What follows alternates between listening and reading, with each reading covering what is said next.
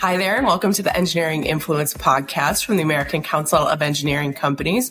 My name is Allison Schneider with ACEC, and I'm joined by Anthony Fasano with the Engineering Management Institute. Thanks for being on, Anthony. Thanks for having me, Allison. I'm excited to be here. So we are going to talk about project management and how engineers can move into the management side of things and build their skills on that side. Talk a little bit about how you came into this role. Sure. So I have a undergraduate degree and a master's degree in civil engineering. I'm also a licensed professional engineer, and I started working for a very reputable consulting firm when I graduated from college way back when. And, I wanted to become a partner, principal, leader in the company, like I think a lot of engineering professionals do. And when I looked at the leaders in the organization, it was pretty clear to me that they weren't just technically savvy. They had communication skills. They could lead projects, they could lead people, they could do business development. And so I knew I needed to build those skill sets. The challenge was the company didn't really have a lot of resources for that, not a lot of training, not a lot of tools to help me with those skill sets. So I just tried to learn on my own. I read books, I watched videos, I took courses, and my skills really started to ramp up and I started to grow in the organization. And one day my boss came up to me and said, "Hey, we like what you're doing. Could you go around to the other offices and do like some lunch and learns and teach some of the other professionals?" My first answer was no, because I'm an engineer. I'm not a trainer. But eventually I convinced myself to put together a curriculum and go around to the offices and help them with some of their soft skills. And it really worked with the HR department. We built a pretty robust program that we gave there for about a year. And then at that point, I just said to myself, if there's this many professionals in one mid-sized firm that struggle with these skill sets, I can only imagine that there are thousands of them out there beyond this company. And so that's about 15 years ago when I decided to kind of leave my engineering career behind and start the Engineering Management Institute, or EMI, where that's our focus. We really help AEC professionals become better project managers and better leaders. And we do it through a lot of free content. We have actually 10 active podcasts and 3 YouTube channels with tons of information because I wanted it to be available for engineers because it wasn't available for me. And then we also do custom corporate programs where we work with both public and private organizations on really helping their professionals become better leaders, better project managers. So for engineers who are thinking about moving into a management role, what are some of the things that they can do to make that transition easier? So I think one important distinction for engineers to understand is that there's 2 aspects of management. There's the project management side of it, which is your tasks and your project activities and your scoping and your scheduling and your budgeting. But then there's the people leadership side of it, right? So there's kind of 2 sides of it. So you need to be good at managing tasks or managing projects, but also leading people, communicating with people. So I think one thing you need to do is just kind of wrap your head around that and understand, like, how can I improve these different skill sets that I'm going to need to be a dynamic, kind of well-rounded, engineering leader. And I think anything that you can do, Allison, to build those skill sets is important. And that can be volunteering for things. That could be volunteering in your community, right? Being like a coach for your kids, speaking at your church, like getting yourself out there and speaking, mentoring within your organization, right? Anything that you can do that mimics like leadership management activities is going to help you. And the earlier you can start that in your career, the better, because it's just not something that's taught to us in school. And we don't really have a lot of exposure to it until we kind of get thrown into it. The one kind of analogy that I like to use, which I think is kind of silly but funny, is that it'd be like if you went up to an engineer and you said to them, "Hey, congratulations, you're going to be working on this project for us in Spain. We're going to send you over there tomorrow. Don't worry about it. We'll teach you Spanish in the next few months," right? It's kind of like that's what happens to engineers. It's like, congratulations, you're a manager, you're a project manager. We'll get you some training in the next few months, but kind of get going. So you kind of need to prepare yourself wherever you can through volunteer work, through mentoring, through other opportunities in your community to help you build some of these softer skills. That's such a good point. You talk about moving to the management role first and then needing to learn these skills. I imagine that if you start building these skills before those promotions, that also makes you more attractive as a candidate to move up the ladder. Yeah, absolutely. I mean, you're going to stand out. And the reason you're going to stand out is because most technical professionals don't have these skill sets, right? So it's a big leverage point. It's one of those areas where I tell people all the time, if you can become a great speaker, a great communicator, you will differentiate yourself because most technical professionals just aren't there, or they're not there early in their careers because we don't get that type of training. We don't have that type of exposure. So if you're out there and you're thinking, really want to be a manager, I really want to stand out, start building those soft skills today. Invest in a course yourself, right? Join like a Toastmasters locally. Do something to get you out there because you'll really stand out amongst other people if you do.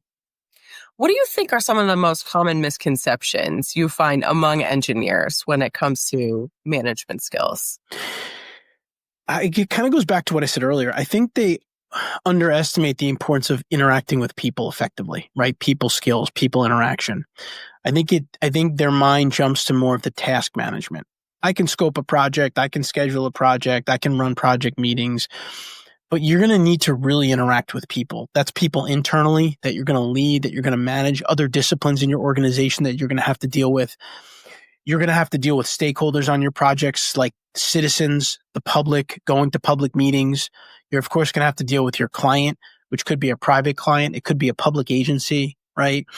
So I think that we really underestimate the value of being able to communicate and interact with other people as engineering professionals because it just gets very downplayed. Like even the term project management, which gets thrown around all the time, just doesn't have the word people in it, right? That's like one of the big like misconceptions about it. Exactly. So, and that's one of the things we find here at the American Council of Engineering Companies. When we talk about these projects, when we celebrate these projects, it's often on the technical side. And one of the things that we try and do is bring in that people side, that community side. It's a new intersection that makes things safer. But what does that mean for the community? How does that impact people on a day-to-day basis? So I think you're spot on with the need to recognize all of the stakeholders that are involved in these projects beyond the technical side of things.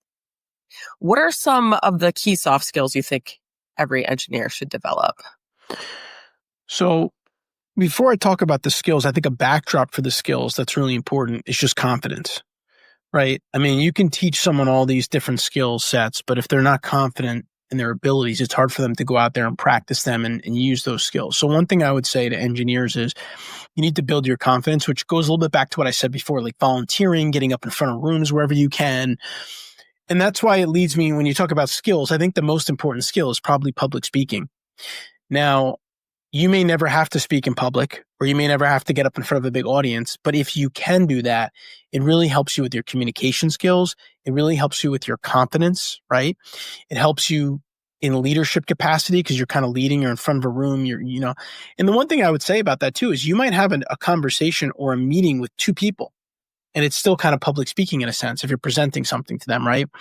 So my main advice that I give to engineers all the time is, if you only could invest in one skill, I would invest in public speaking because number one, it's going to help you be more confident. Number two, it's going to improve your communication skills. And number three, it's going to help you to interact with people like I've been talking about this whole time. It's kind of all these things wrapped up into that one skill. And I think a lot of people say, oh, well, I don't really do a lot of public speaking, so they discount it. But I think it's not something you want to discount because it will really help you in all avenues of really your career and life in general, just helping you with those communication skills. Even those one-on-one conversations, when you're approaching it as somebody who's had a little bit of communications training, you're considering what the audience is thinking. What questions are they going to have? So you can kind of head those off at the pass. It may sound funny to say, but it sounds like there's a storytelling component to this too, when you're trying to get buy-in for a project or communicate to a client about changes.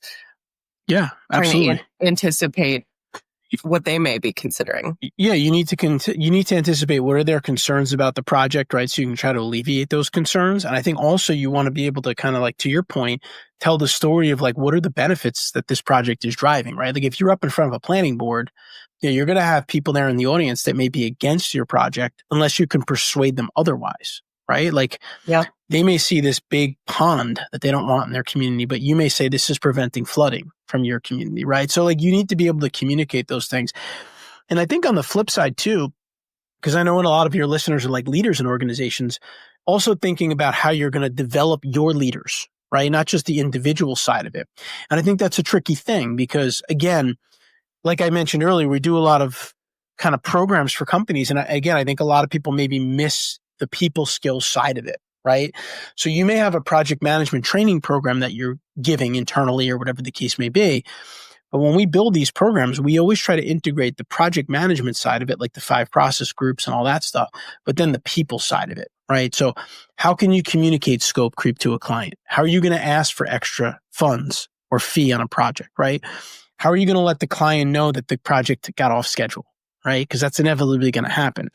So I think if you're also preparing leaders in your organization, you need to think about how you can help them to be well-rounded and focus on the project management and the people leadership side of things and maybe integrate those. And our members are firms of all different sizes. We've got big firms, small firms. Do you think this is something that can be applied no matter the size of the firm? 100%. In fact, one of the things that I've just worked on, that I've just finished, is a book that I'm going to be coming out with in a few months here called Beyond PM Training: How to Build a Scalable AEC Project Management Ecosystem. And I mention that here because it goes to what we're talking about is if you want to develop project managers and you want to develop leaders, it's not just doing a quote unquote training, right? You have to go beyond that. There needs to be mentoring. You have to think about onboarding. There's tools and templates that are involved, right? There's a lot of different aspects of it. So when you are thinking about that at a larger organization, it's even harder because you're trying to drive consistency across more locations, right? Mm-hmm. We're just starting a project now where we're going to do a training program for about 400 project managers in a DOT, so a big public agency, right? Which is another challenge as well in different ways. So I think the key thing is you need to have a good project management philosophy for your organization, right? And then you have to figure out how can you drip that out throughout the entire organization over a large number of people. And I think the ways you do that is you think about, do we have a good onboarding process in place? If we hire a PM tomorrow, how do we get them going? How do we show them our way of managing projects, right? Do you have a mentoring avenue, right? Like maybe we take a senior PM with every new PM and they get to meet with them a couple times and they get to mentor them a little bit. Do you have really good tools and templates? So for example, if you're trying to do a cost estimate for a project, is someone in the Florida office using the same template as someone in the California office, or they're using totally different templates, right? Now, sometimes projects and clients have specific templates, but you can get a pretty good general templates across your process groups that can really help drive consistency across your leadership. And I think that that's really important. And then your program, right? A lot of times people will put on like a PM boot camp type of program where it's a 1-day thing, and it's really difficult for PMs. I know for me, I had a lot of trouble with this. This is why one of the reasons I started EMI is because I would go to the boot camp type of trainings and it's great information. But to take it all in 8 hours or 2 days and then you get sucked back into your projects, you never get to really look at it or digest it or implement it. So our recommendation for companies out there is to try to build programs.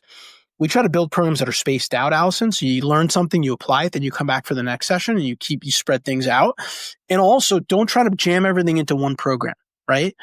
Like we like to build a foundations program for project managers. Then we have an advanced program. Then maybe an intermediate program in between.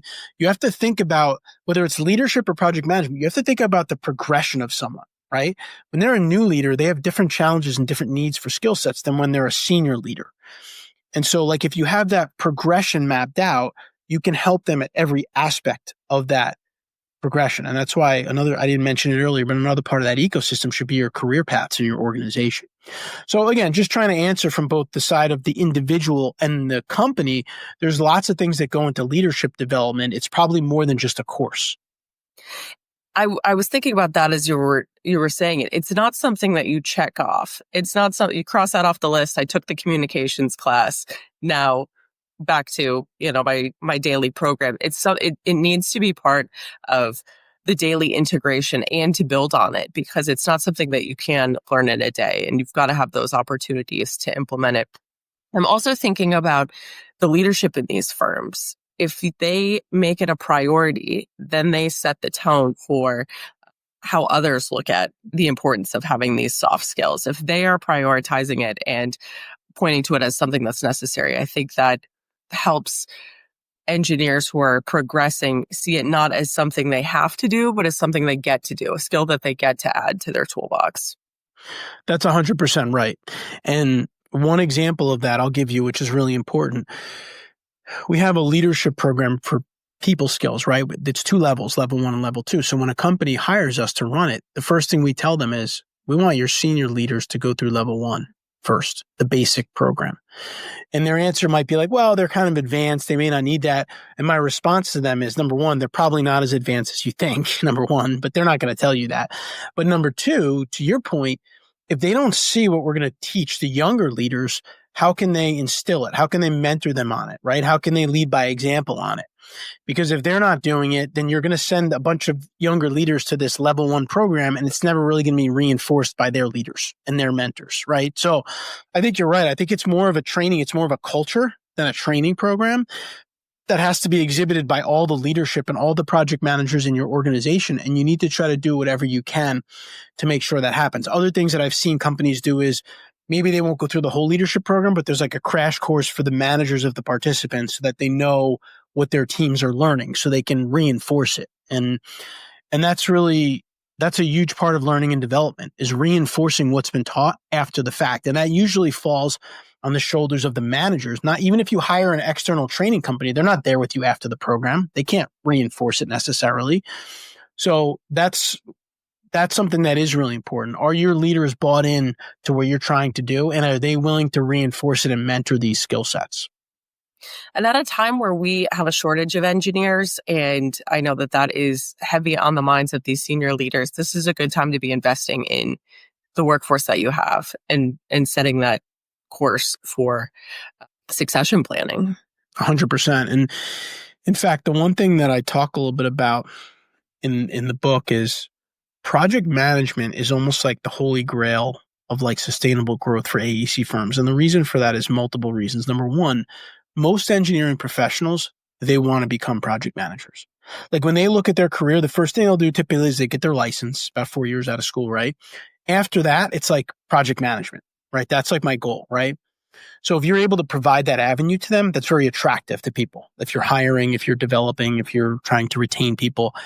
But then on the flip side, from a firm perspective, what do? You deliver projects. So if you can't manage and deliver projects effectively, your firm is not going to grow, period. Right? It's like going to a coffee shop, but they're just not good at coffee, right? This doesn't make sense. So it makes sense for you to invest in your leaders and your project managers because they're driving the profitability of your company, number one. But then on the flip side, for them, they see that as their career path to being successful in the industry. So to me, it's kind of a win-win for both the individual and the firm, which is why we're big proponents of really investing in your project management and kind of getting back to what you said earlier, not just investing in the training, but investing in consistent practices across your organization where your leaders can be really bought into it. And create like a PM culture, if you will. So if folks want to find out more information about the Engineering Management Institute, where can they do that? Just go to our website, engineeringmanagementinstitute.org. You can also connect with me, Anthony Fasano, on LinkedIn. We have a lot of free resources out there that we're proud of. 10 podcasts, like Civil Engineering Podcast, AEC Project Management Podcast. We also have 2 YouTube channels on how to pass the FE exam and the PE exam. So if you're a firm leader and you got a lot of people trying to get their license, those are just free videos that we've been doing for years that have helped a lot of people get their license. So definitely take advantage of all the content we have. Again, it's engineeringmanagementinstitute.org. This has been really interesting. Thank you for joining us. Thanks for having me, Allison. I appreciate it. This is another episode of the Engineering Influence Podcast from the American Council of Engineering Companies. Thanks so much.